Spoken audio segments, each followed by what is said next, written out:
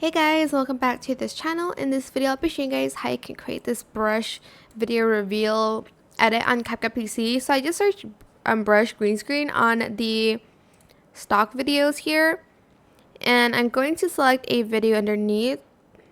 Maybe that's like a burger one. I don't know. Select your video, go to remove background, select chroma key, and select the white area. And adjust the intensity like by a lot here. Okay, maybe I'll select a different one so like you can like really tell, like this banana one.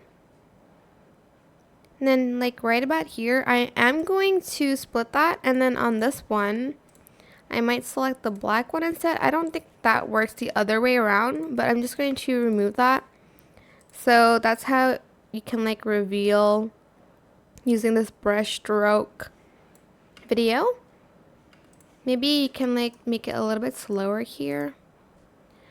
But that is it for this video. I hope it was helpful for you guys. Don't forget to like, comment, share, and also subscribe to this channel if you haven't done that already. If you have any more questions about this video, just leave it in the comment section down below. Try my best to answer them all for you guys. And if you found this video helpful, please click the thanks button as well. That is it for this video. Thank you so much for watching. Bye.